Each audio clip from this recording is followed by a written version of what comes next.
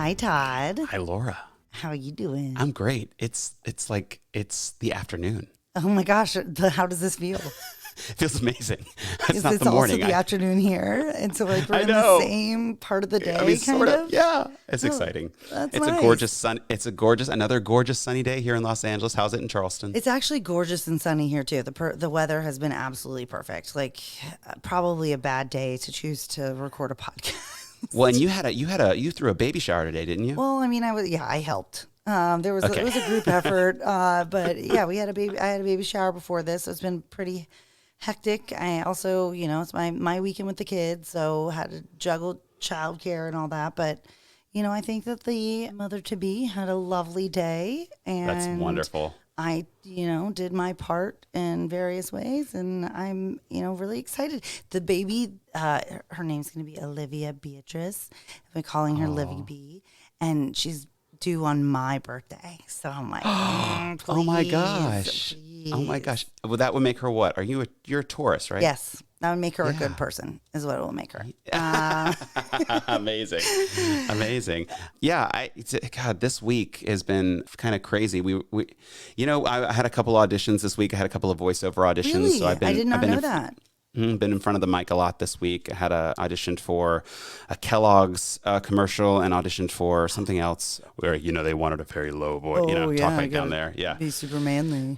Butch it up. Yeah.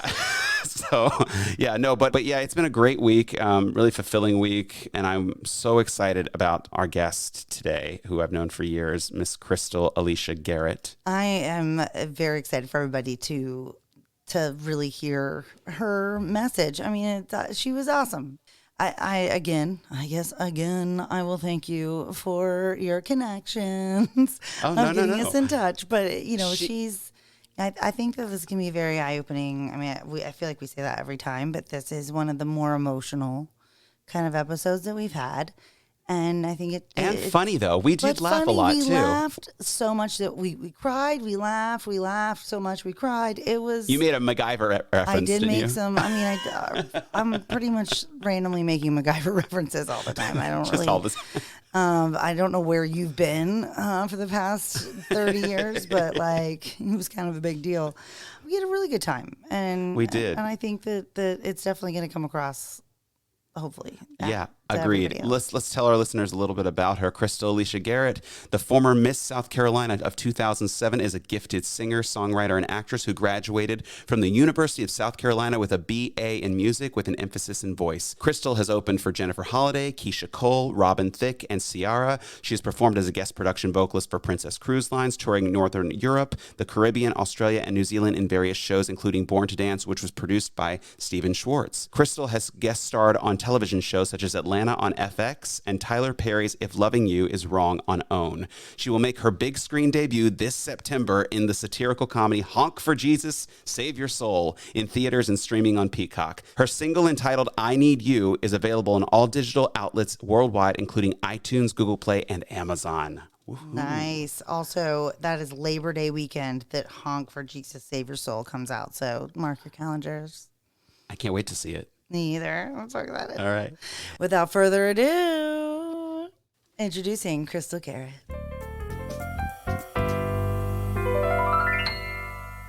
Good afternoon. Good afternoon, Crystal. How are you today? I'm great. How are y'all? Thank you for having me. Oh, no, thank you for coming on. We are excited to talk to you this afternoon. Super, super excited. And Todd gets to finally wake up, at a normal kind of hour time, to do this. Normally we're doing this at the ass crack of dawn, and this is wonderful. Yeah. We did actually do one with Tina Swithin that he had to get up at 5:30 in the morning and do it. And I was like, I have no idea how you're alive right now. Like, this is not even possible. Well, Crystal, we're so excited to have you. You're in Atlanta, Georgia, right? Yes, I'm in Wonderful. the AU. How do you like that? I love it. I love it. What part? It's great. Right now I'm in Sandy Springs, so it's the north part. Okay. But I'm still in Fulton County, so I can pop down to the city when I need to, but then escape. Yes, that is always nice. Yeah. You don't always want to be in the thick of everything. It gets a little overwhelming. Yeah. Well, that's awesome. Well, I know that you and Todd know each other. from, Yes. I'm just going to hand it over to you guys. How do you guys know each other? Potty. Hi. We did the Charleston Christmas special at what's it called? The music? Charleston Music Hall? Charleston Music The Hall. Charleston Music Hall. Probably, I think it was 2013, something like that. We're I know, we've known each other a old. while. I know we're old. That still feels like yesterday, so I don't really. It does. It doesn't make it me does. feel That was a old. good time. It 2013 was was. a good time. It was. Yeah. Still in my 20s, can make mistakes. Yeah, And blame it on that. I know. I'm in my 20s. I know. Yeah, It's really that's hard to right. try to do that now. Like, oh my gosh, I'm just in my late 30s. Like, y'all give me a break. Yes. Like, I have People look at kids. you like, It's totally even more so. I need help me. help me. I am so excited to finally meet you. I've heard nothing but awesome things from Todd. So Same you here. look Thank you so gorgeous, just so everybody out there knows. You We look are recording gorgeous. this and we will be exposing the pictures because this girl looks good. But before we get to any of the juicy stuff, Yes. can you first kind of tell us where you're from and a little bit about your family and background and how your childhood was? Yeah, my childhood was awesome. I was raised I was born in North Carolina, Fort Bragg. My father was in the military. Bless him and thank him for his service. He was in the Army, so I'm an Army brat. And that will never go away. But I was born in North Carolina, and then we moved to Columbia, South Carolina, and that's where we were really raised, me and my sisters. And I loved being an Army brat because it introduced me to people from all over the world. And I went to school with kids from all over the world, all different backgrounds, all different races, all different walks of life. So today, I have a saying that I never meet a stranger because I know all different types of people. So I'm really thankful that I was raised that way. And a lot of people question that because, you know, my father had to do a lot of tours out of the country, and it was really hard for kids to be without their father, especially when you're raised with him for a few years, and then all of a sudden he's got to go to Korea and serve our country. But we kept in touch with him. Back then we didn't have FaceTime and all that. So he would literally send us physical tapes. Oh, You know, like he would tape great. himself. Yeah, and say, you know, I might not be there, but keep your stuff together. I'm watching you. So he was always present, even when he wasn't. And my mom held it down like the badass that she is. And my sisters were always great. So we had a wonderful childhood. I dealt with asthma, so that's always been something in the forefront of my mind, and it always will be. And that's okay because life is about overcoming obstacles anyway. So I'm glad that, I'm glad that I had to face that earlier in life. Did you feel like Because the it Army got me had good like adult. health care as far as that went? Oh God, yes. See, yeah. Yes. So I did. I was formerly married to an Army a soldier. Yeah. So I did also went overseas, and my daughter was raised Wow. in, for the first 3 years going to Army daycares, and she learned Yes. German songs and all kinds of stuff. So it's really good to hear that you felt like it was an advantage, especially on was. behalf of my daughter. So that's Yeah, awesome. oh bless them. But one of the Aw. best things is they do take care of you health wise. So I hope Yes. that was your experience. Yeah, thank you, TRICARE. Yes. Exactly. Thank you, Hold it TRICARE. up for TRICARE. Thank you. Yeah, snap for Now- TRICARE. Now, Crystal, a lot of people, many know you as a former Miss South Carolina. How did you become interested in doing pageants, and was your family and community supportive of that choice? Oh gosh, yes. Well, it's a huge accomplishment because it's a big deal in the South, and it's a big deal for a Black woman in the South to win Miss South Carolina. There are only 3 of us, and I believe this year will be 85 years. Wow. So yes, there's Really? not. There's All not time. a lot of minorities that have captured the title and been able to represent the state of South Carolina. So I'm very honored and humbled to have been one, and God willing, there will be many, many more. But I wouldn't have been able to do it without my family and without my community. It definitely takes a village, and it was a lot. I had so much support that by the time the year came around when I actually won, I had to, that saying, when there's too many cooks, too many chefs in the kitchen. Yeah, too many cooks in the kitchen. Yeah. I had so much help that I couldn't distinguish who to listen to, what to follow. Yes. So that's such a blessing, but such a curse at the same time. It was a double-edged sword. Did you have a coach? Cyrus Frakes. He sounds serious. Yes, he is the pageant coach of all time, in my personal opinion, because he doesn't try to crank out the same girl. Mm-hmm. Yeah. He really helps you to find out who you are, what you want to do with your title, and bring that out of you. So he's a life coach, essentially. Okay, so multi-purpose. And yes, and he's been one of my best friends for years, since I was 15. I started doing pageants when I was 15. Didn't know that I wanted to do them until my high school pageant came about, and I knew that I could sing in the church, but your church community will honor you no matter how those notes are coming out. Yeah, so I wanted to test it. I said, well, let's see if, everybody else might think that I'm a good singer. So when I performed my talent at Miss Sophomore at Ridgeview High School in Columbia, South Carolina, I got a standing ovation, and I ran off the stage bawling and crying, and all the contestants were backstage like, yeah, you did it. Gosh. You're great. And I'm like, you guys great. What is this? So, yeah. What a big way to bust out of that. I mean, like to test it. Like, that's amazing. Right? Like, I could have just, gone to karaoke or something. Yeah, but no, I'm saying, you picked a stage. Honey. And we'll be right back after a few words from our sponsors. Eternist is all about you. Eternist Life Coaching is all about partnering with clients in a thought-provoking and creative process that inspires them to maximize their personal and professional potential. Eternist believes in making your dreams and goals a reality, and their coaches know just how to do that. Whether you're just starting out or looking to bolster your current transformation, they have you covered. Leveraged by the International Coaching Federation and founded by Chris Wingater, Eternist coaches develop and maintain an effective coaching plan with attainable results. Eternist offers flexible plans and rates to allow all people to benefit from this rewarding creative process. So don't hesitate. If you want to unlock your full potential, begin your journey with Eternist Coaching today. Visit www.eternistlife.com and let Eternist help you manage progress and maintain accountability in achieving your highest potential. Follow them on Instagram and Twitter at EternistLife.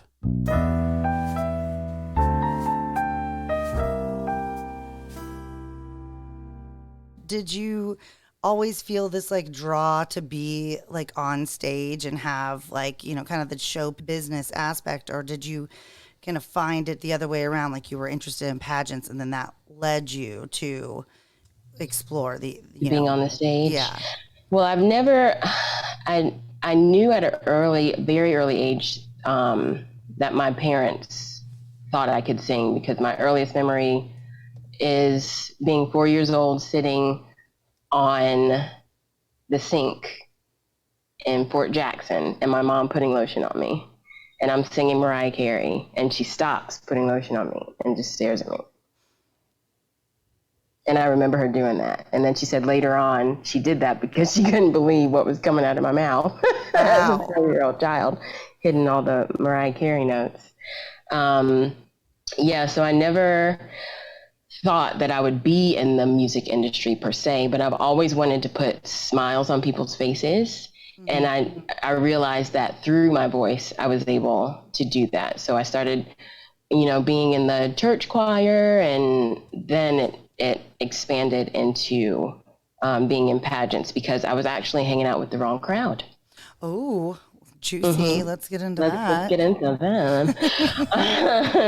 I was... As a kid, you just want to do what your friends do. And, I was getting into bad stuff, not coming home at curfew.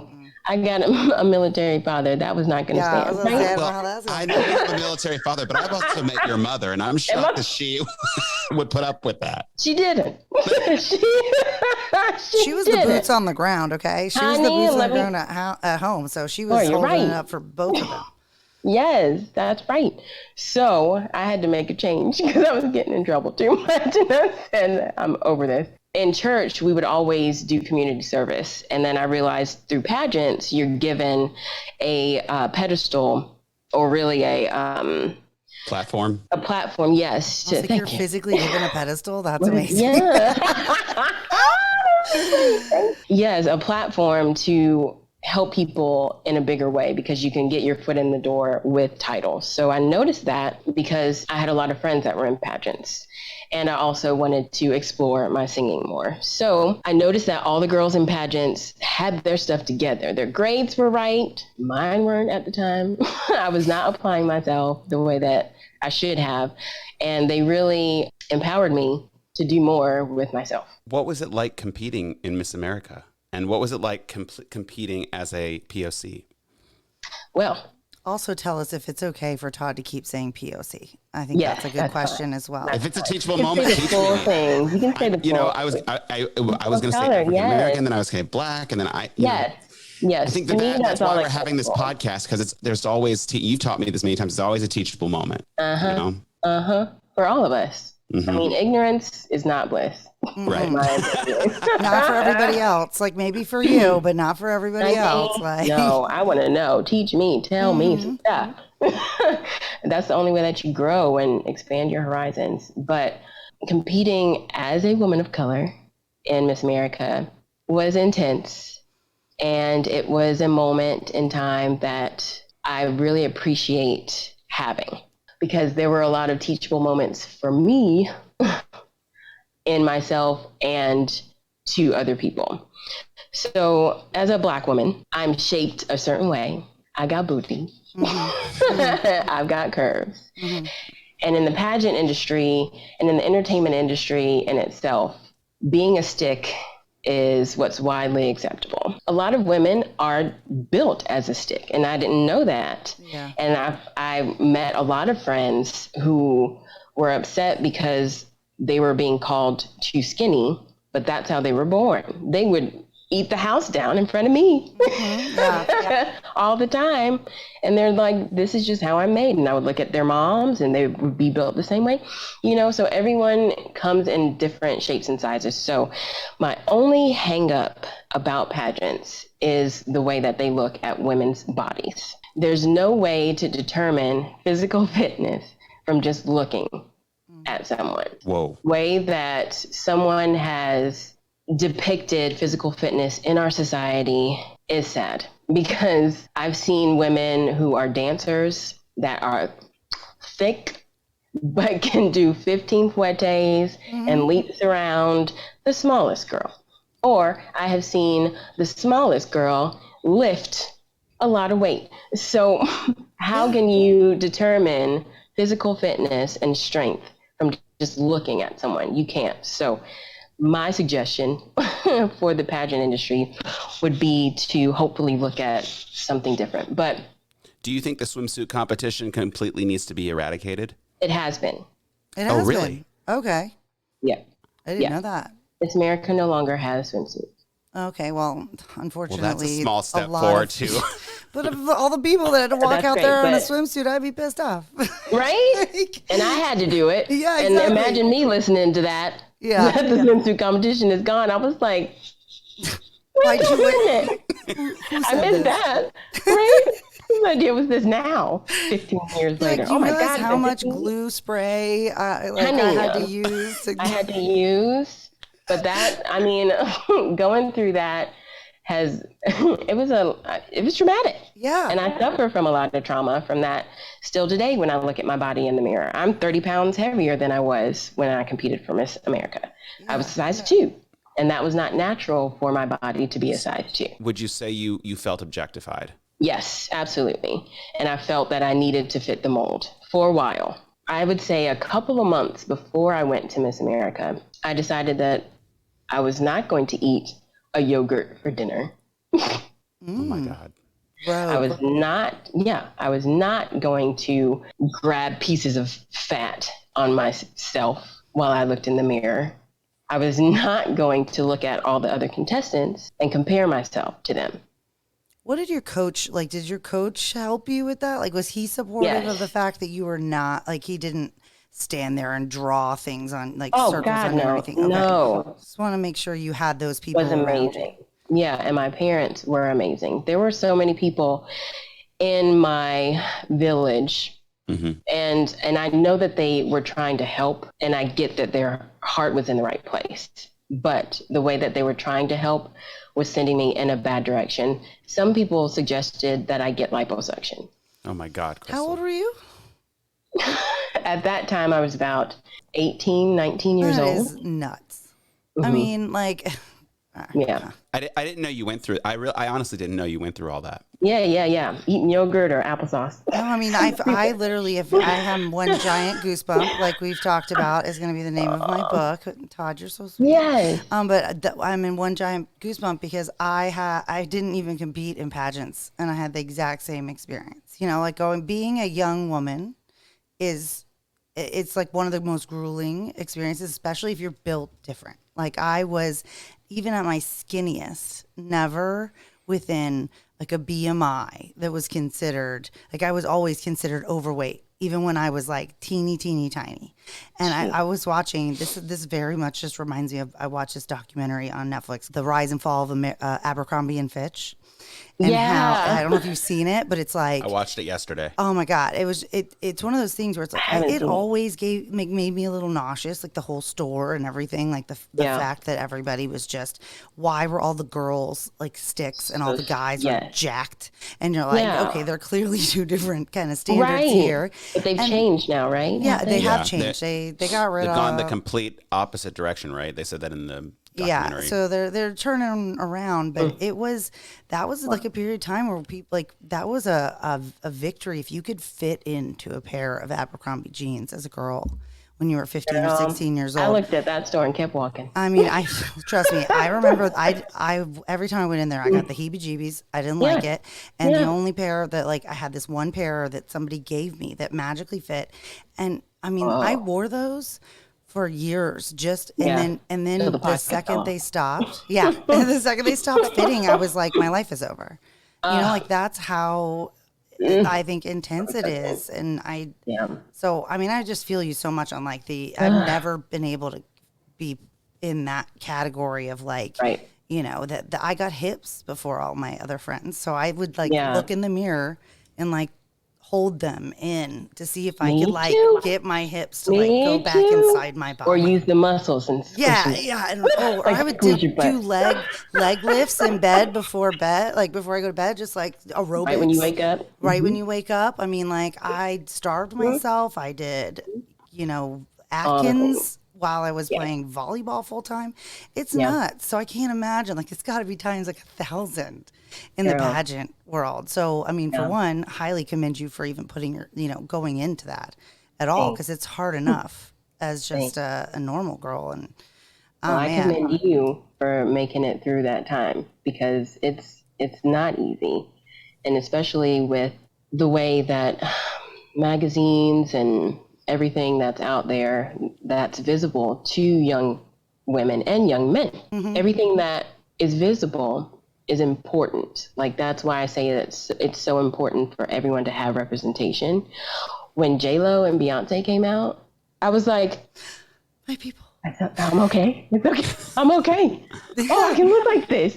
This is fine. Like, people like it. It's so important. Yes, people like it. Even to an extent, and I can't believe I'm saying this, but to an extent, Kim Kardashian and her whole and Nicki Minaj and the whole, you know, that ass is okay. Yes. it's beautiful. You know, it's a beautiful thing. Yes, people are getting surgery to look like me now. It's mind blowing. I know. It's mind blowing. The last laugh now. I know, a bit of a compliment, but also sad. Right, double-edged sword. Right. Yeah. Yeah, but it's a tricky topic. But and then And now I have 2 nieces, so. Oh yeah, then it gets real. It It's gets full real circle. when you have kids It's around. full circle. Yeah. Yeah. So did it get like, so that moment you decided I'm not going to have yogurt for dinner. You know what it was? It was my mom. Okay. It was my mom that did it. She came in my room and saw the yogurt on the nightstand. Oh, now I'm going to cry. And saw the yogurt. This is just an emotional episode. Getting into it. I know. This is deep. Saw the yogurt on my nightstand. And I've never talked about this, really. But I think that it's very important. Saw the yogurt on my nightstand. And she said, what did you eat today? And I said that. And then she goes, and Todd, you'll know this is definitely my mom. Oh, well, hell no. She walked out and went downstairs, bless her, after her full day of doing God knows what for all his kids and my father and trying to get herself together. Goes downstairs, cooks me a dinner. Yes. Yes, Mama Garrett. Right, of like a really beautiful piece of grilled fish. I remember the freaking plate. Grilled fish, carrots. Well, you hadn't eaten in days. Of course, you were like, what is this? The plate is right ceramic? here. Yeah, I remember it. And like greens and all the good things and potatoes, I think. So I would say this is like the healthiest alternative meal, though. Like I could see my mom being like, "No, here's some Velveeta and shells. I mean, like, eat something. You're embarrassing yourself." But no, like that was good on her, though. Yeah, but that was her saying, you don't have to eat like this in order to be healthy. You eat like this, but it's a full plate of food. Like, what are you doing? Eating a yogurt for dinner? Hell no. You can eat some food. Silly. So, yeah. Well, it's hard to kind of, I think, I don't know, maybe you feel this way, but it is kind of hard to switch from that attitude when you think of, well, I just know that food is bad, and so I should limit it. And everybody else is telling you at the same time, you're in PE, you're in whatever, this is how many calories you should be consuming, whatever, to then switch to like food is fuel. Like we actually need it, and that you should eat things more. Like I remember doing the Atkins and eating like pork rinds and bacon and like that's not good for you either. Like what are you doing? So, I think that it is a little bit of a mind, like you have to relearn like kind of what, that it's okay to eat and that it's okay to eat as long as it's like makes sense. Like what your body needs. And you can eat what you want, what you like, and what you desire. Just listen to your body about how much you put into it, and how often you eat those types of things. Like I love pizza, but I can't eat it every day because I know that it doesn't make me feel good, if I eat it constantly. So pay attention to what your body is saying and pay attention to what your body is telling you it needs, because it will speak to you. Crystal, thank you so much for being so brave to tell that. I know that was very difficult to talk about, but that's what this podcast is all about. That's, when Laura brought it to the idea to me, you really are helping a young girl right now who you don't even know. And with that leads me to my next question, which is, would you still encourage young women to compete in pageants in today's climate? And what are the pros and cons? Yes. I would absolutely say if they're drawn to do it. So even after the trauma you went through, you would still say there is actually a benefit to it? Yes, because I came through that trauma and I became more loving and accepting of myself. But I had to go that low in order to get to this point that I'm 35 years old and I can look in the mirror and say, that's kind of jiggling. That's kind of jiggly. You know what? That's going to happen eventually. It's okay. It's fine. You can't fight biology. Right. But like I said, the way that women are now trying to alter themselves under the knife to look like me, it's mind-boggling. So they can use pageants as a way to become the woman that they want to become, not only for themselves, but for their families and for their communities and for their state and for their country. So when I was competing, I felt like I was representing not only my family, but my whole culture. And it was really important for me to represent them well. So once I started thinking outside of myself, my whole life changed. Did you feel like it was a greater purpose? Yes. Like it wasn't about me anymore. It wasn't about me finding out if people like the way that I sing. It wasn't about me finding out how skinny I could be compared to Jenny on the left and Becky on you know what I mean? It wasn't about that anymore. It was about what can I do with this title that I want to win? What can I do for you? What can I do for my community? What can I do to make things better for just one daggum person? One daggum person. And once you start looking outside of yourself and getting to be selfless, life is so much more worthwhile. I wake up thinking about stuff that I can do for other people. Like my life's purpose is about making sure that my family's good, making sure that I'm healthy so that I can help my family, you know, because if you're not good, you can't help anybody. What good are you to anybody else? The pageant world can help a woman become a woman. I would say be cautious and be aware of what happens around you, especially because they're so young. I mean, it's so young. The age cap, I think, is now 24 or 26. I won when I was 20. And yeah, I mean, you're really not like fully even grown. I would even say mentally, like you're not fully grown even physically at that point. And you know, so it makes you grow up fast. And I do see, like, I can hear in your telling of all this that you obviously see a lot of the pros, like the especially when you having that kind of support, but it's almost sounds a little bit like the mission of Girl Scouts or something. That it's like, you know, you see the world, you meet new people, you're learning different skills, but you're also showing off your skills. But you have the added benefit of the stage to, you know, talk about what's important to you. Did you feel like that you had a much different experience than somebody that was not a minority or wasn't African American in pageants, though? And what kind of different advice would you maybe give those, you know, those young girls that want to get into this? Yes, there weren't many of us competing at when I was competing. I think there were 3 other Black women my year that competed. So it was 4 total, something like that. 4 across America.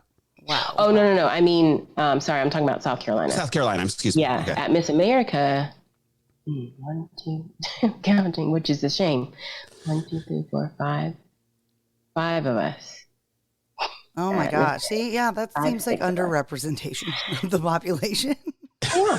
Yeah. I think it's an understatement as well. Yeah, but yeah, representation is very important. My experience was different in the fact that I knew going into it that I would be looked at differently, which is a shame. South Carolina was great, and we had a minority on the judge panel. Oh, that's good. So I had a Black woman looking at me. We finally did something right. Thank God, in South Carolina. I had. We got to start counting. You can count the things. South Carolina is done right on 2 hands, maybe. One step at a time, and that's okay. I mean, stuff doesn't change overnight, but that, and there was also a man that served in the military. So, there we go. So these were my people.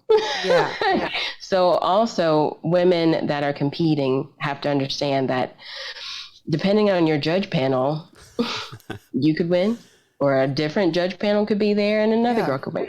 It's it's whoever is right for that time. But you can't go into it.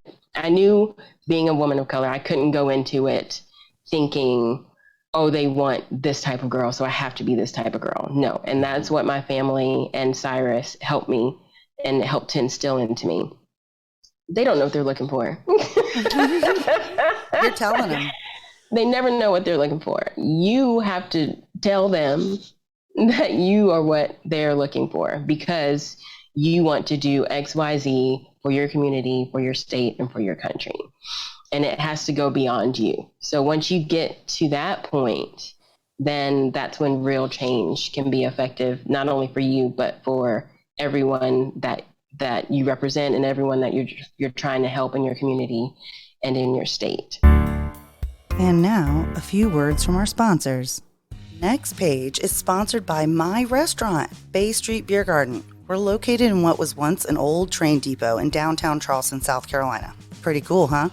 Our bar and restaurant has beautiful high ceilings, communal tables, and German-influenced high-end bar fare, so it's as close as you can get to an authentic Munich beer hall in the South. At our Bavarian-inspired and Southern-made restaurant, we're all about community, festivities, and uniting the old with the new. So go check out our website for updates on all the things, including live music, brunch parties, vendor markets, and all of our other upcoming events. We can't wait to see y'all. Next page is sponsored by Patrick Properties Hospitality Group.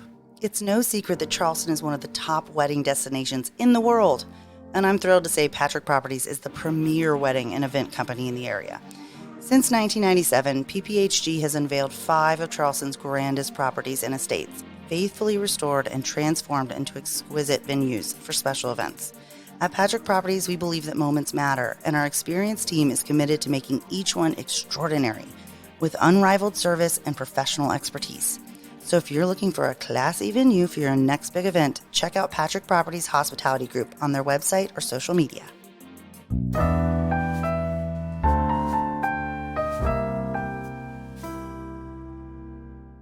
Do you feel that Vanessa Williams was treated fairly? Define fairly. Do you feel that No, you have to define it. I'm kidding. But could you maybe sum up for the audience what we're referring to? Yes, there were scandalous pictures of Vanessa Williams that came out after she won Miss America. Now, you're going to have haters. Especially if you look that good, you know. Honey, she's one of the most gorgeous women. She's an alien. One of the most gorgeous women in the world. You're going to have haters. But we were talking about teachable moments earlier, right, Todd? Right. I feel like that was the teachable moment that the Miss America organization missed out on. Because she was a young woman. Think about this. She's a young woman that was trying to break into the industry, in the entertainment industry. And this is prior to social media. Right. So, of course, one of her haters put it out. But she took those pictures for whatever her personal reasons are, which, frankly, is none of our business. But they came out. Okay, so now what do we do?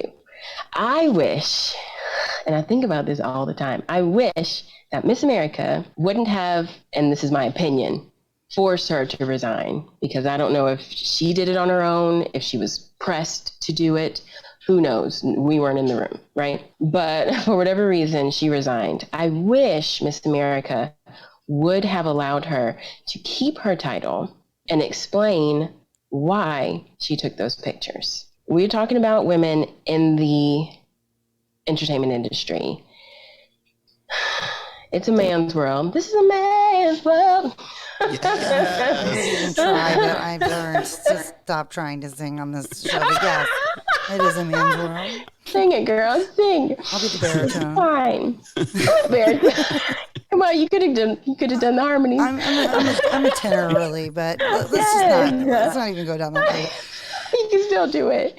But she could have used that as a teachable moment with the platform that she had, with all the young women that are trying to break into the industry at the time, to explain why she took those pictures, why she felt the need to take those pictures.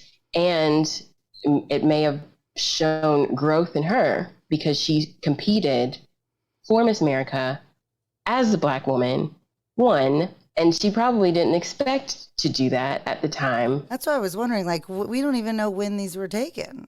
right? Yeah. Like, I mean, we don't really have like She was very. It was a few years before in New York, and she had taken a few pictures, and they were sold to Penthouse, I believe. Isn't that right? It was sold to some publication without her knowledge and without her consent. Yeah, I mean, did she need the money? Was she struggling? Who knows? Who cares? Like, it's just, we in America, we have that so puritanical, you know, in Europe, they wouldn't have cared. They wouldn't have given two craps about it, you know? True. Yeah. But the fact that she was so young and then she had her moment of growth, decided to compete for Miss America to help people, that should have been a teachable moment. I do commend the new owners of the Miss America organization for bringing her back a few years ago. Oh, really? And apologizing. They apologized. I like that. For shunning her. And it took way too long. Yeah. Did they give her back the crown, though?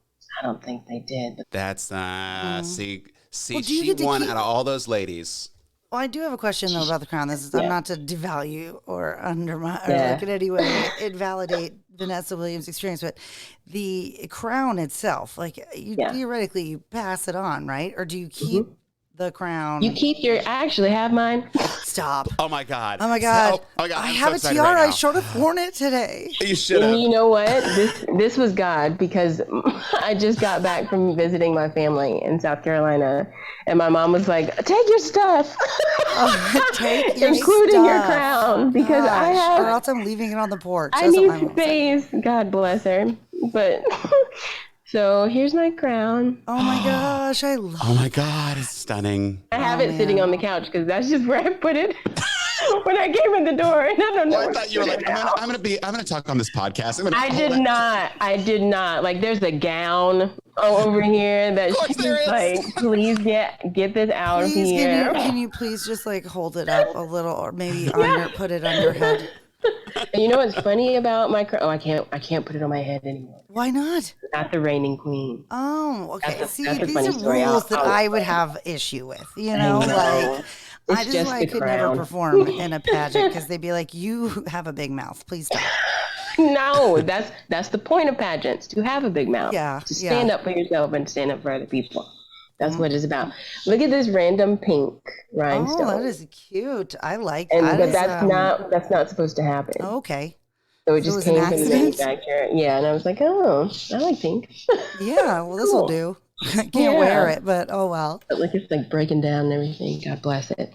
So unfortunately, Vanessa Williams did not get her crown back, or whatever one that she's not allowed to wear anyways when she leaves, which I still take issue with. If you're listening, Miss America. I don't know what the Miss Universe rules are, or if they're more advanced, but Miss America, you take some notes. So get it, girl. But we all, we know you as former Miss South Carolina, which is amazing. But we also know that you're a very accomplished TV, film actress and powerhouse. I mean, obviously a powerhouse vocalist, which we've, I mean, that's one of our favorite words here. And we only give it to you, though, if you really deserve it, and you deserve it. Oh, wow. So thank you. How did you feel like, so once you left, doing pageants, how did you feel like going into show business in general? Did you feel well received by everybody?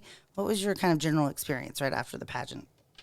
Yeah, I did. I did feel well received. It's a process in the entertainment world of getting your name out, auditioning. Like, it's a hustle. And a lot of people don't realize that it doesn't matter what title you may have had or whose parents you might have, if you've had parents in the industry before. It doesn't matter. You still have to prove yourself. You still have to make sure that you're hustling day in and day out. But I have always felt well received, especially after I moved to Atlanta and there were more opportunities for me. That's when I really started to study even more than I had on the acting side. And I've studied music for a long time, because I'm classically trained, and I graduated from the University of South Carolina School of Music in 2010. I wanted to be supportive and say go Cox, but I'm a very heavy, my whole family's Carolina fans. They're going to love this, but I'm a Clemson fan, so I just can't. I'm so sorry. Right. But good for you. Totally support it. Just still can't South say Carolina go family. That's okay. That's okay. Crystal, Crystal, now we're going to take a little bit of a turn. What prompted you to try out and participate on X Factor? Did you enjoy it? We always hear Simon's opinions, but what was your opinion of Simon? There's a lot of questions in there. Inquiring minds want to know. That was an interesting time. I competed randomly because one of my friends said that he was going to compete, and he said, well, Crystal, you should just come and compete, and who knows what will happen. And I'd just gotten over bronchitis, so I was singing with essentially 70% of my voice. And they ask you to submit 3 songs that you'd like to sing. I submitted Taking Chances by Celine Dion and Vision of Love by Mariah Carey and something else. I think it was like Katy Perry or something. Big songs. Yeah, but which was very smart of me having only 70% of my voice. Yeah. Definitely pick the ones with the widest range. Right, why just so not? they can really tell. Yeah. Yeah, and rip me one when I can't do it. Yeah.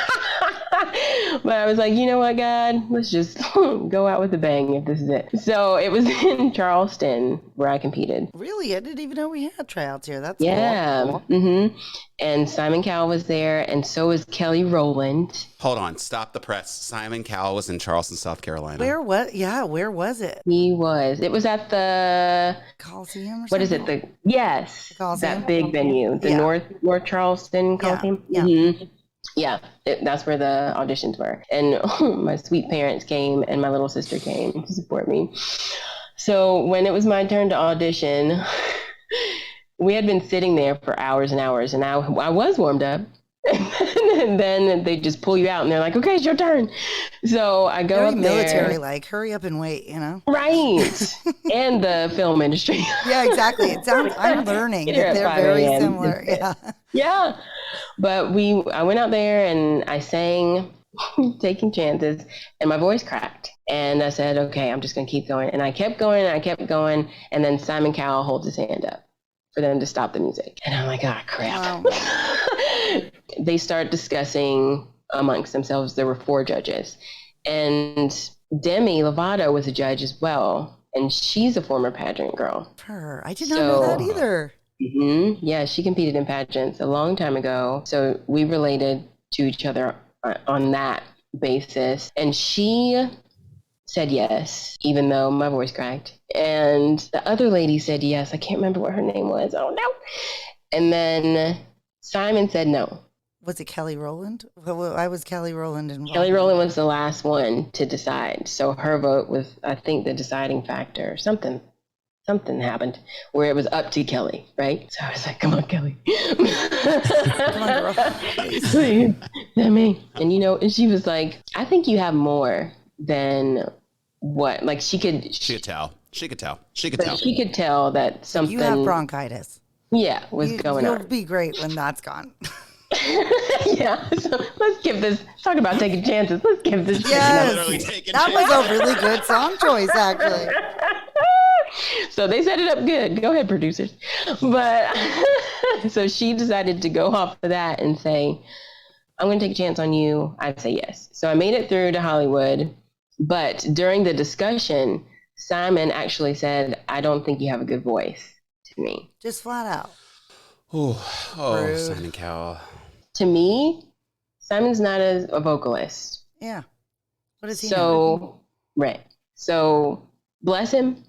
He's done a lot for the music industry and has found a lot of singers. But in that moment in time, you can't really tell what everybody has. It's such a tricky thing that they have set up. So with him saying that, I literally went, dirt off my shoulder. I know I can sing.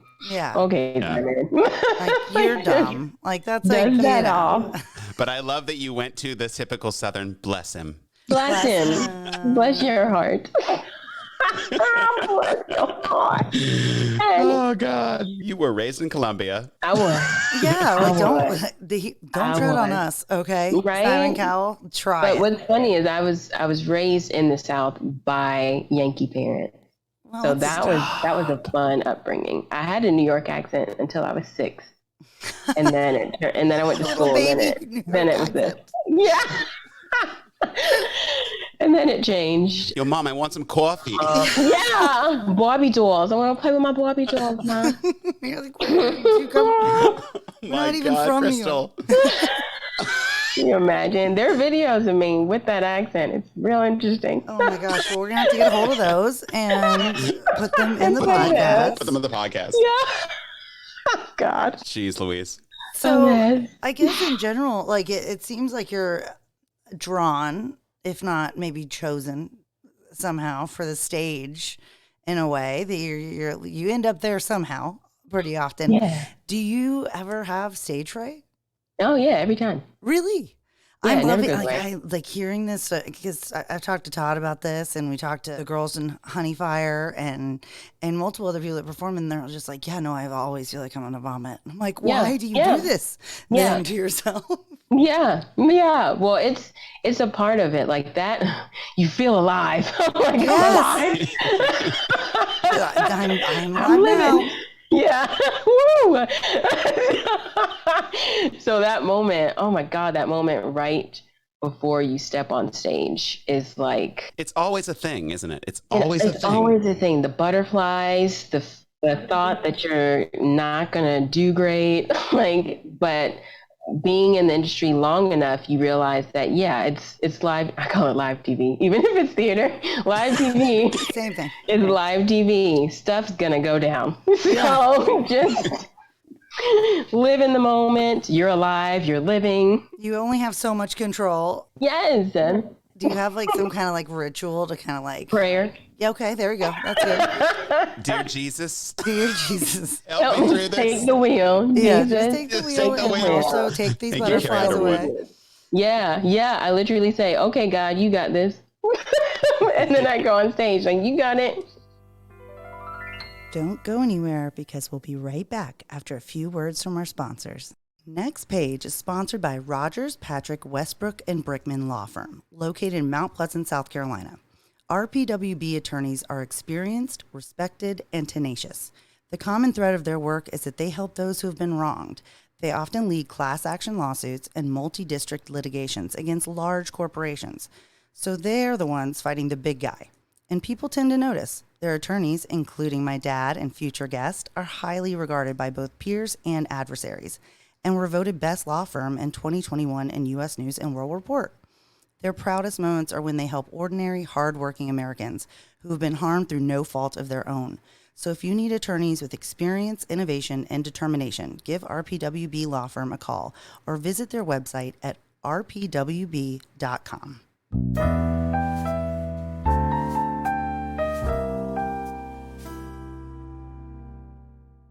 So when we've heard that you were on a cruise ship performing when COVID and the shutdowns began, can you like spill the tea on what happened? Because you were at sea for quite a long time, and I know some cast members were on The View. I remember watching The View the day, and your name came up on The View, and I was like, "What is happening?" So can you please explain what happened to you when the pandemic hit? We were stuck for 3 months on. We were first on the Sky Princess, and then they switched us to the Emerald Princess. Yeah. Mm-hmm. But were you like one of the ones that was declared, like it was basically like before the countries were declared had COVID, they'd be like the boat. This boat. Yeah. The ships, oh my gosh. They were pointing at us. And I had nothing to do. That's what I kept saying every day. I have nothing to do with this. I didn't do this. Send me home. I didn't do it. So for everyone listening, you were day in and day out just floating on the water. Floating on the water, yeah. So I was hired as a guest production vocalist to perform in the shows in the theater, rock opera, beautiful shows that Danny Thiessen created. And all of a sudden they're like, yeah, COVID's happening and this is what it is. And then a few days later, they're like, all the passengers are going home. And we're like, oh, okay, all right. And then a few days later, they're like, you can't go home. And we're like, wait, what? What do you mean? And then they said, we're figuring it out. We're trying to find out how to get you home because the CDC didn't want us to fly commercially because they just felt like we all had it. I would have pretended I was a passenger. I literally would have just grabbed the suitcase and rolled out with them. Like, how can they keep you? I'm with them. For 3 months? 3 months. Yeah. So the first 2 weeks were fun. No passengers on the ship. And then all And the we were able to alcohol just was gone. wander. And then it was. Yeah. Oh, that would have been a whole nother story. Yeah. Like we probably would have been raising Cain for real if there was no alcohol left. And this is before you could test on the ships, right? So Yeah. you didn't know if anybody was sick. No. And then after those couple of weeks passed by, they brought us tests. So anybody that felt like they were sick, they started testing them. But our ship never had anything. No positive cases. No, but they wouldn't let us come to shore. Where were you? Where were you like parked out outside? In the Bahamas. Okay. The waters of the Bahamas. And it sounds blissful, right? No, you can only be on a ship for so long. For 3 months. Yeah, not knowing when you were going to be sent home. So it was to no fault of Princess, I will say that. But the CDC just said we could not get off. So I get it that they were trying to figure out what this disease was because it was just ripping the nation apart, ripping the world apart. So they were trying to figure out what was going on, and they didn't want to add, I guess, fuel to the fire. So we were on the ships and they were like, hold on, stay there and let us figure this out. Guys, everything's fine. This is normal protocol. But it was not fun. I just remember, Crystal, on The View, they said a former Miss South Carolina is trapped at sea. And everybody else is like, oh no, get her out. Todd's just like, I can't. Help her. I can't. But yeah, we had to, because we were literally trying to call the CDC and trying to find out when we could get home, contacting our senators, our congressmen. How did you eventually get home? Who let you finally? Finally, they decided to let us off, but we had to fly privately. Okay, so they could have done that probably like 2 months earlier, though. Who knows? It was a very confusing time for everybody. When you say fly privately, does that mean with privately chartered planes? Yeah. Mm-hmm. Yeah. Did you have to pay for that? Okay. Yeah. So we had to do that. I hope that they took care of that. Good. Princess. Okay. Yeah, Princess. I've got some letters to write, girl. too. No, who's writing that check? Yeah. You can go home, but you gotta get your own jet. Get your own plane. Yeah, good luck. So, like, in general, obviously, other than that, to be patient, what was your, like, biggest takeaway from that experience and, like, kind of the pandemic as a whole? Like, did you feel, I mean, you had to have been traumatized in some way by that experience. And so how did that affect you? We all drank too much, right? Yeah. we all did during that kept the COVID away. Day drinking, it was not good. But then I have acid reflux on top of the asthma, all the things, right? Thank you, Lord. Even with all that stuff, thank you, Lord, I'm alive. With that constant drinking, my body was like, "Ooh, girl, no, we don't like this." So I was having health issues with that, and the fact that I couldn't perform and the fact that I wasn't doing, all the things that I wanted to do because the film industry had shut down. Too. So once I got home, it was real weird. Like I said, when we were on the ship for the first 2 weeks, it was fun. When I was at home for the first 2 weeks, it was fun. But then stuff got real when I couldn't do my job and it was completely out of my hands. So yeah, I'm definitely trying to understand what we went through because I kind of don't, I can't grasp it. It's interesting that it happened. Yeah, I'm kind of. This has been a very educational experience for me. Like this whole podcast, talking to so many people that are in film and production, because it felt like in Charleston, at least, I wasn't going anywhere. They weren't going to let you. But especially if you're from Charleston or South Carolina, like you can't come in here. No, stop that. But that I felt personally like attacked as like a restaurant owner because like events were shut down, indoor dining, all of it, and to learn how much it really did affect everyone. Everyone, but like the show business, like that was such a like at least on our end we could make some kind of concessions. Like we'll do to go food, we'll do something, we'll figure something out to keep you busy. But like when you literally there isn't a theater or a stage or anything open and you can't do anything. Like what a hopeless feeling. Crystal, would you say it like it kind of reinstates that this really is my purpose? I mean, you don't get to do your purpose in life like performing. It is. I can imagine it was quite stifling for you. Yes, it was. And so now I appreciate it a heck of a lot more, being able to even audition or being able to even step on a stage or, getting materials for a show. That's going to happen,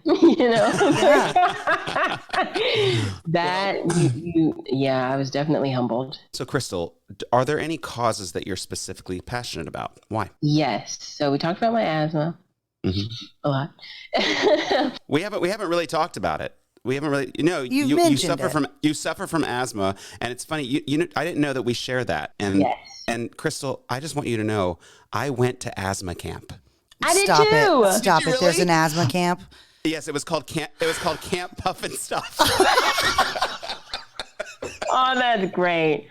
See, representation is important. So you were around all the other asthmatic kids, and we would with your puffers. We would sit down for 30 minutes and have our nebulizer treatments and have like group therapy. Oh, that is so great. Hard. That is great. It is hard. I love it for you guys, but Puff and Stuff, they could have. I mean, at least it wasn't called Huff and Puff. It was called Puff and Stuff. Oh God, that would have been a completely different. Yes, would have been bad for your asthma, I think. Not for kids. So you didn't know you had asthma too, and you went to asthma camp as well. Yeah, I went to asthma camp, and I was a camp counselor when I got there. Oh my God. The level of dedication is amazing. You are passionate, obviously. Did that lead to your relationship with the American Lung Association? It did. So it was working with the American Lung Association, and we're laughing, but it's so serious.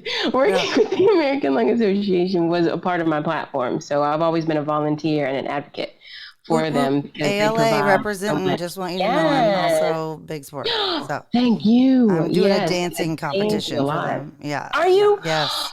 Yep, they're doing a local Dancing with the Stars, and Laura is raising, I believe, over $25,000. I'm the celebrity, which is so hysterical. Yes. But no, that is awesome. Get it, girl. Yeah, it's very exciting. I love them so much. They're just they're so focused. You both work with them. That's great. Yeah, so we're all connected. Even though I didn't go to asthma camp, I can still be a cool kid. American Lung Association. They did away with Camp Puff and Stuff. We need to bring it back. Bring it back, Charleston. I feel like it'd be very different now. Come on back. Oh man, I am so sorry that we're interrupting you so much, but it's just. No, this is great. I had no idea we all had some connection here, or that there was asthma camp. I did not know that. So you work with American Lung Association. Was that like something that you did a lot with, like, when you talked about your volunteering and stuff with your platform? Yeah. I created a foundation called PEAK, Preparing and Empowering Asthmatic Kids. So education and awareness is extremely important for asthmatic people in general, but especially for kids. It's important for them to understand what's going on in their bodies when they're having an asthma attack, what triggers their asthma attacks, because there's different types of asthma. I have allergy induced, there's exercise induced, so many different things could be going on with you. So the American Lung Association does so many things, like these asthma camps. I did one in Myrtle Beach that the American Lung Association sponsored. So they taught kids how to use their peak flow meter, and that's where I got the acronym PEAK from. So you blow into this little contraption, and it monitors the level of oxygen. That you have in your lungs. I had that. So yes, so it's a great way for young kids to understand. Like, I can see what's happening in my body, and I can gauge what type of day I'm going to have, and just accept and love my lungs for the day that I'm going to have ahead, and get to know all the different management and emergency inhalers that are provided, and also help kids who don't have health care or who don't have good health care receive the medications that they need, because they say if you can't breathe, nothing else matters. But I love that that's their slogan, because it's like, Yeah, it's so true. Like, what else matters if like literally somebody's suffocating to death? I mean, it's just. Did you have to, when you were at Miss America, did you have an inhaler at the time? Yeah, I always have an inhaler in my purse. And I have allergy-induced asthma, but I kind of get anxiety, panic attacks. Okay.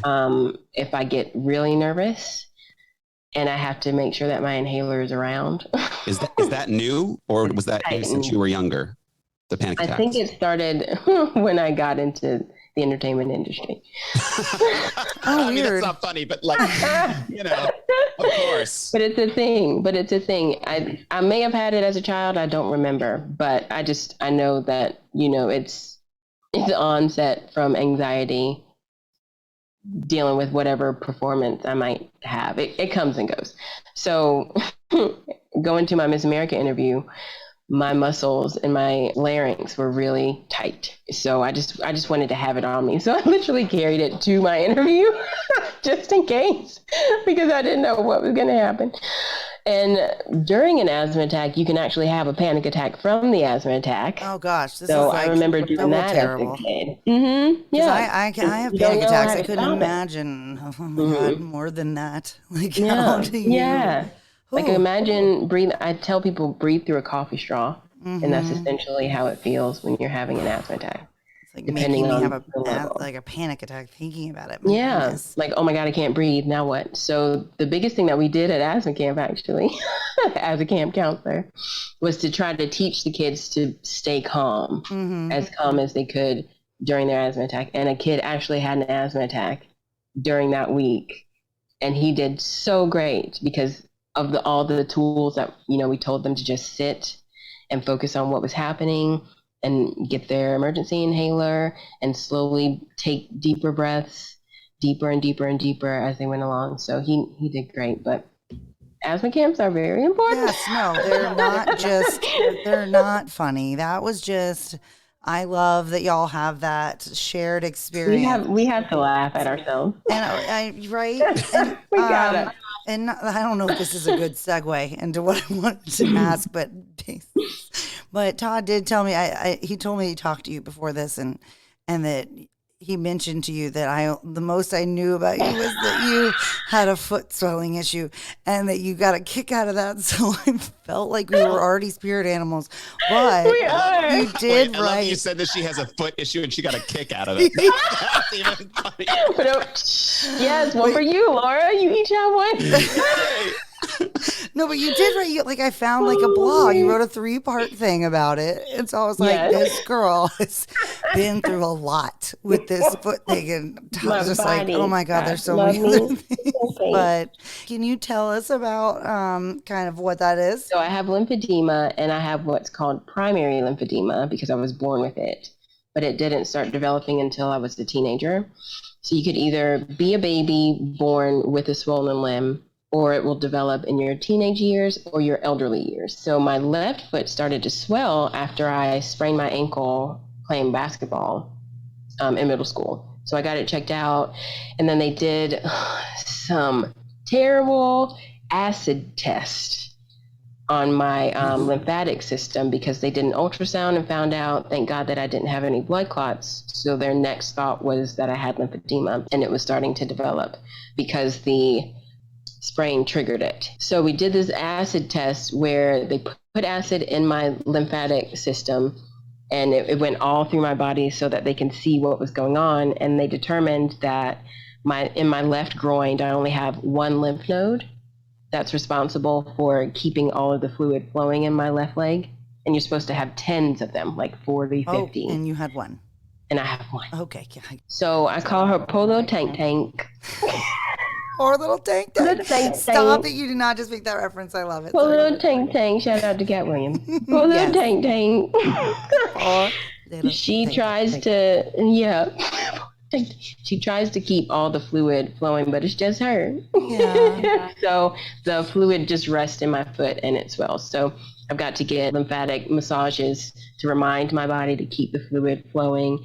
And I also have to compress my foot and my ankle to keep my body flowing that fluid. Mm-hmm. Get that fluid flowing. All the different ways you can say. Keep it fluid.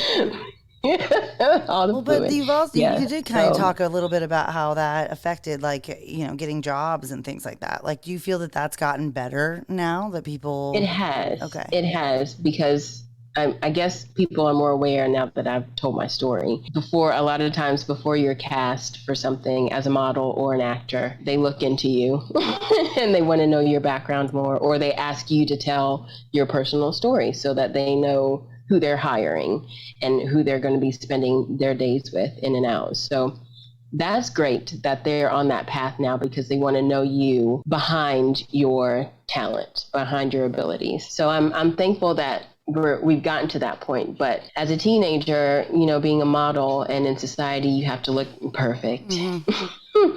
As a model, it was hard. I lost a job because they took photos of me and my foot was swollen and they didn't have shoes on me so they could see my foot. So I wasn't asked to come back and finish the campaign that I was hired for. So that was Did they even ask devastating. About it? No. Just very Abercrombie and Fitch of them. Right? And I won't say who the company was. Mm-hmm. But yeah. Probably Abercrombie and Fitch. No, but they're better now. They're better. Yeah, no, they're all fixed. But it wasn't them. It took a lot for me to accept the fact that this is a part of me, and maybe it could be a way for me to help someone else. So once I came out about my story, what was it, a year or two ago, a lot of girls in the pageant industry and in the entertainment industry came forward and DM'd me and said, "Oh my God, I have lymphedema too." What? That's awesome. Yeah. There's a lot of people suffering in silence about it. Yes. And a current actress, Kathy Bates, she has lymphedema. Mm-hmm. And I was able to speak with her. Oh, wow. And hers is because of recovering from surgery from breast cancer. And she's a breast cancer survivor. So speaking with her and understanding that you can still have a phenomenal career and have this, because she has it in her arms. Oh, goodness. So we talked about how the worst part of our career is wardrobe fittings. Hate them. Hate wardrobe fittings. When they bring those shoes out, I'm like, oh God, I'm not gonna fit any of these. I brought my own wardrobe, thank you. I bring my shoes now. Yeah. Well, so those are things that you just have to learn to make your life easier and not force yourself into panic attacks about a pair of shoes. Yeah, you got a lot to think about at the same times. My lines and I don't need to be worried about my freaking shoes. Yeah. So yeah. Do you like to talk politics with family and friends, or do you stay clear? And do you think that our country is moving forward? And in what ways do you think we can expedite the fight for equality? Well, staying away from politics as an adult in America is impossible now. But I try to be on the side of being helpful more so than being political, but still staying abreast of what is happening in our nation and in the world. Bless the Ukraine right now. And please keep praying for them. I have so many Ukrainian friends. But yes, it's definitely unavoidable when I go home, because the first thing that's playing in the house when I walk in, if my father's there, is the news. Yes. So, oh my gosh. he's going to want to talk. Yeah.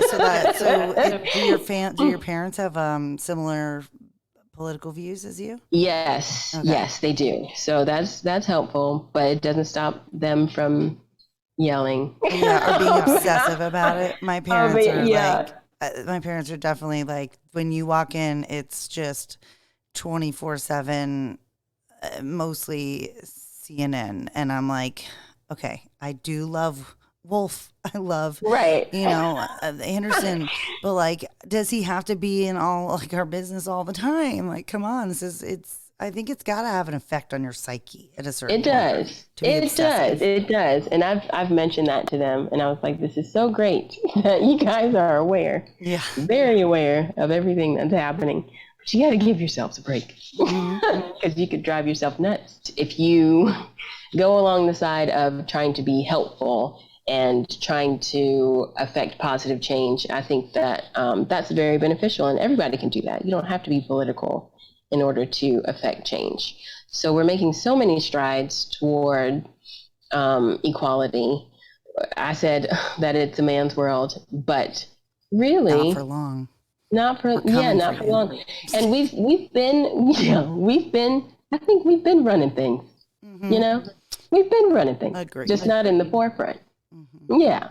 So we've taken a lot of strides in terms of equality, gay marriage, and minorities being visible in all different aspects of life, not just the entertainment industry, but in politics, in the world of politics. Representation is very important. Gay people being more visible is very important. And just understanding that you don't have to understand everyone's life. You don't have to understand everyone's personal business, but you do have to love each other. You do have to be accepting of each other. And that's where we get to the point of just being able to have a discussion. Some people can't even get past that point because they don't understand something. Yeah. You don't understand my culture. That's fine. Let's talk about it. Do you want to understand? Or do you want to try to understand? Or do you want to at least have some knowledge about what's going on? Some people don't understand. So what? Can we get past your need to understand everything, and can we just get to the point of understand what we can understand is that we're all human beings and we all deserve to be treated with decency, and that will humble you if you get to that point. But some people just get stuck with I don't understand. And sometimes it's not about understanding, it's about getting past that and just saying, you are a human being like me. What do you need? How can I help you? Like, get past yourself. Well, it's like, I think that's such a good point, because it's not like I'm ever going to understand what it's like to be a male, like to have a male brain and the, not just, just the biology of all of it. I mean, there are actual differences, whatever. But it doesn't matter. We take that and we're like, well, that's just what it is. You just don't understand each other. But when it comes to everything else, it's like, well, that's a lot. That's a lot for me to like really process. And it's like, okay, well, we don't really care. You don't have to process it. Yeah, you don't need to. You're not even living that. Like, you should just be respectful about that. So yes, absolutely. I would like to know, do you think that as far as the film industry and all that goes, as far as like, do you think that we have come pretty far in that, and how much farther do you think we need to go?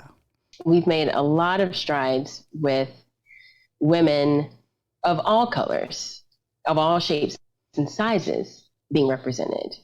So being a woman in general in the entertainment industry is tough. And being a woman of color in the entertainment industry just packs another punch with it. But we've made so many strides, so many more stories that have been told in the past few years. I remember growing up and seeing Oprah Winfrey and being like, oh, shoot, she's great. Or Whitney Houston, God rest her. Yeah. Being like, oh, shoot, she's great. Mm-hmm. So, yes, we're making strides, but we've got a long way to still go. But I'm so glad that I'm living here in this time to see all of these great changes happen and hopefully be a part of that change. That's awesome. Yeah. Crystal, how do you balance your professional life and your home life as a married person in show business? Any advice out there for anyone else in relationships that are performers? What's balance? First of all, define balance. Define balance, right? I feel like I'm in a spelling bee. Can use it in a sentence. It's tough, but it makes life so fun because we never know what's going to happen from day to day, essentially. Because I might get 5 auditions one day, and bless him, my husband Drew is my reader.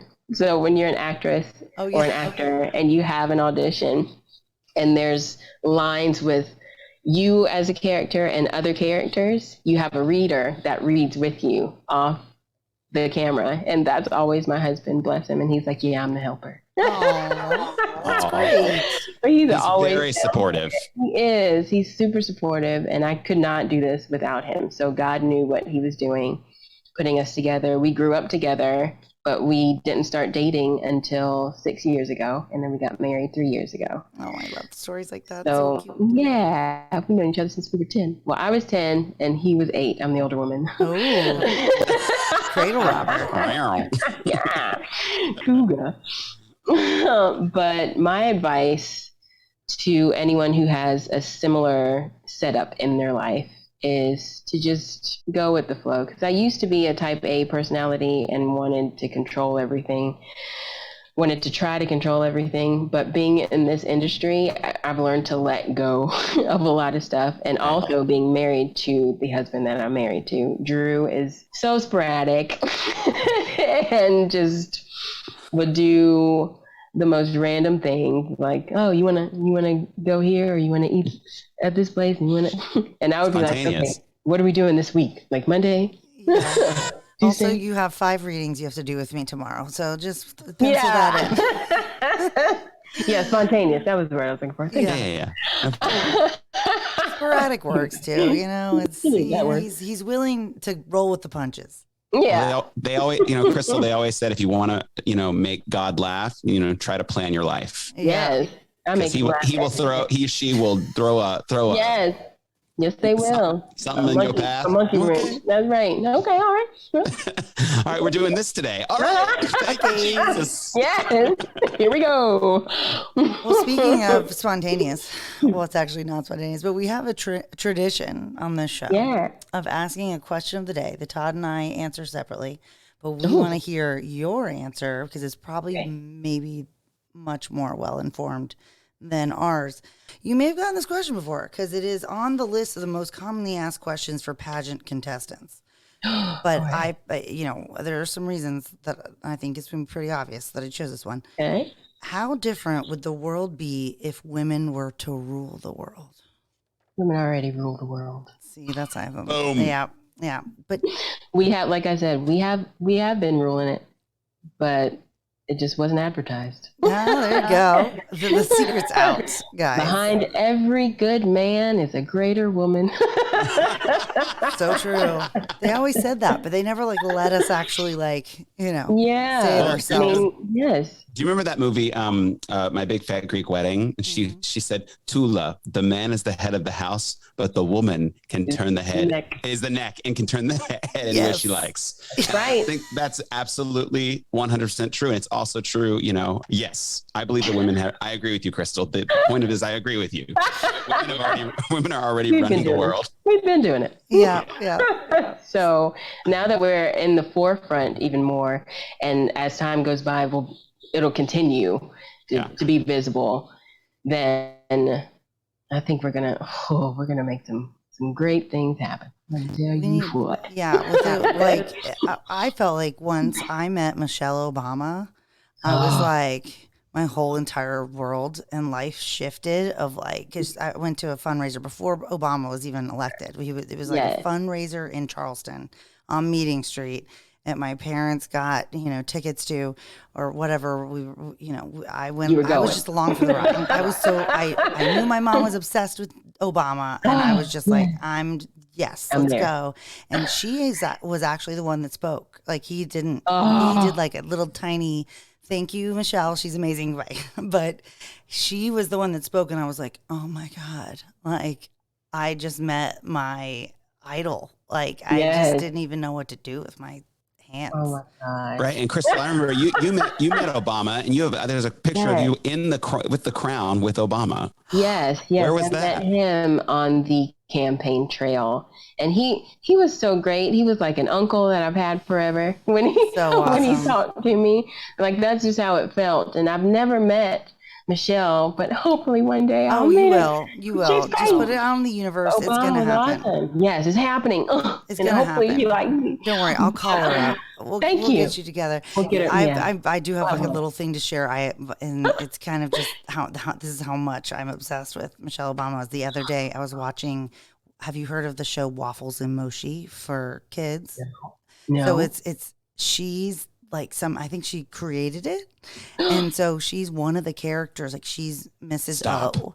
And I actually, I've turned it on for my daughter before, but like I've never really paid attention. And so one day I sat down, was actually watching it, and I was like, I'm sorry, is that Michelle Obama? Speaking. And Isabel, my daughter goes, yeah, that's Mrs. O. Do you know her? And I was like, I do. I do know her. Yes. And she was like, do you know everybody on this show? And I was like, no, not exactly. But I do know. Can you call them for me? And then I cried. Like I literally cried out of happiness that she's doing this, that getting the message out to small children because that's what she should be doing. And that's what, that's what you're doing. And that's what we're trying to do is to you guys are killing it. Just positive influences for everybody. I believe the children are our future. Let them lead the way. Yes, Crystal. There you go. This is a trap. I'm not going to do it. This has been such a Laura, go ahead. But y'all did great. But no, thank you so much for coming on. Thank such a pleasure. you for having me. Thank you. This has been uplifting for sure. That's what we're hoping for. Thank you so much for this. We had we cried. We laughed. We laughed while we cried. It was awesome. So and everybody just know that Asthma Camp still exists. Yes, and it's the best. And you're still cool if you go to one, so you should go to one. That's right, you should. Exactly. Learn your stuff. All right, well, have a wonderful rest of your day, Crystal. Thank you. Thank you. Bye.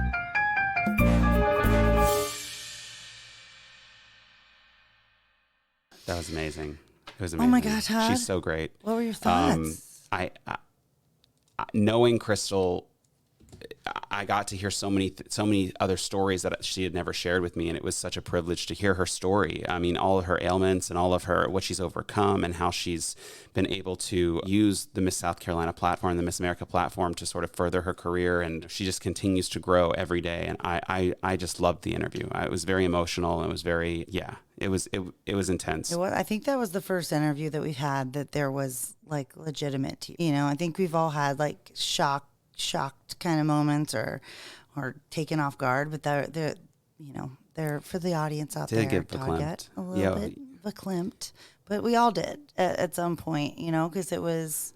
What I love the most about her, you can call it like diplomatic or whatever you want, but she's not hyper focused on one kind of thing. It's how it all kind of comes in as a whole. So many different causes, so many different things that she wants to shine a light on. And I love her attitude towards pageants and how, like, I've never heard that perspective before of that it is a platform, and that I really still am kind of baffled by the underrepresentation of, just Black people and minorities in general. But I think that it's kind of turned me. Like, I used to think like, oh, well, this is like basically just parading women around. But I think. Well, wasn't it fascinating that they cut the swimsuit competition? Yeah. They cut that and out. Like I said, I would be pissed if I had to do the swimsuit and then they got it. But I think that is a good move. I mean, what are we gaining by seeing what they look like in a swimsuit? Nothing. And I think before the pageant was probably run by, was it straight Donald white Trump? men. I don't know. Maybe. I didn't want to bring it up to her. I didn't either. But I just like she's so sincere and really does take the whole thing very seriously. That this is not just a beauty contest or even showbiz is not just so she can sing. It's a platform for change. And I think that's exactly what we're trying to do. So thank you, Crystal, for helping us with that. And I loved her answer for the question of the day, which I'm going to ask you right now. How different would the world be if women were to rule the world? Man, see, she had such a good, like a diplomatic pageant answer that I was like, this is going to definitely make me look bad. But honestly, I mean, I think it would be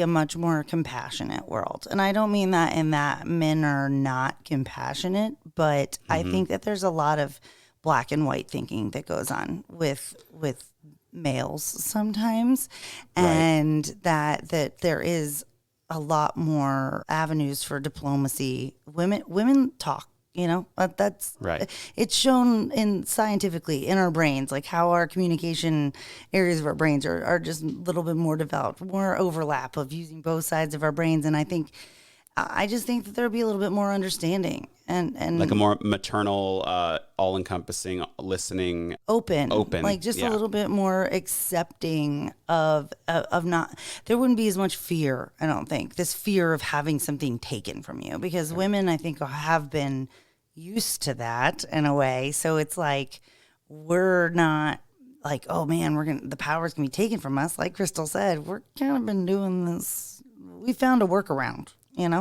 We figured out how to kind of get our way, or, that way. But now that we're out in the forefront, it's like we're not scared that anything's going to be taken from us, because what's going to be taken from us? Exactly. We haven't had a voice. Exactly. So I just think that it would be a little bit more open and not as rigid.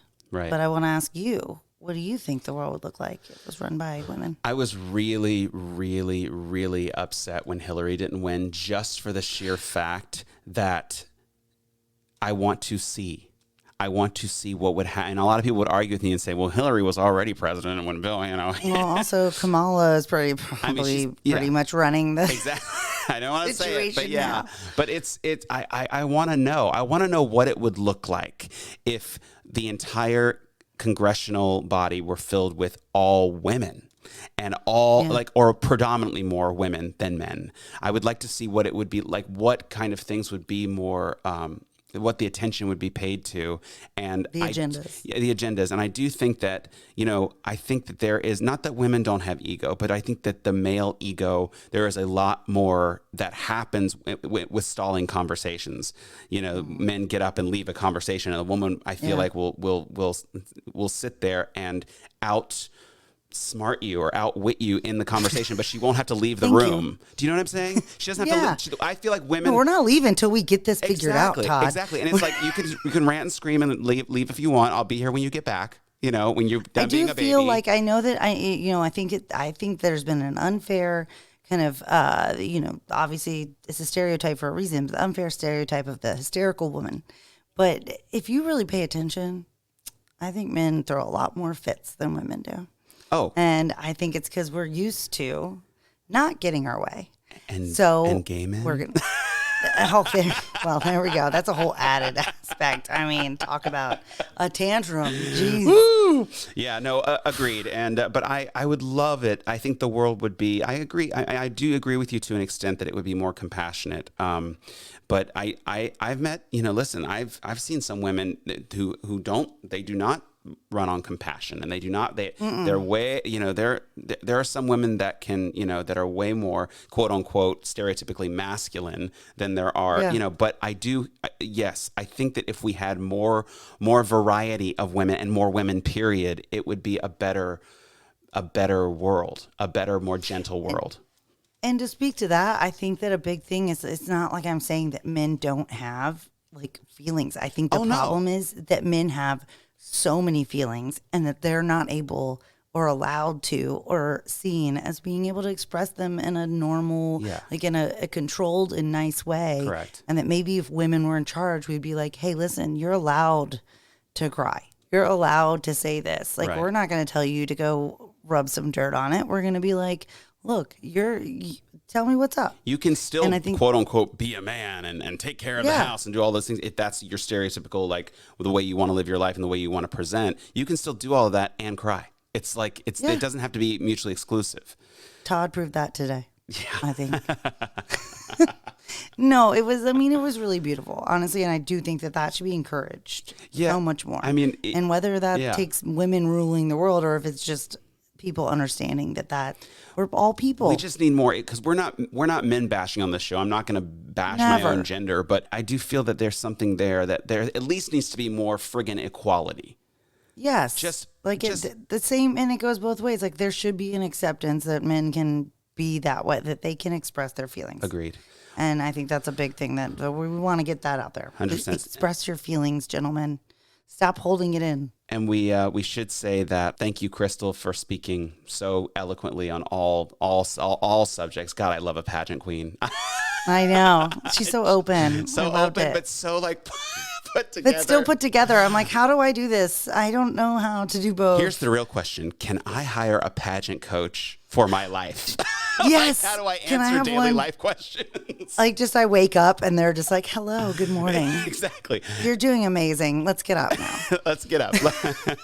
All right, Laura. Well, thank you so much. There was a great. It was a good combo. Situation. I enjoyed it. Always, I love seeing you too. You too. So I can't wait till next time. Sounds great. We'll see you all later. Bye. Bye.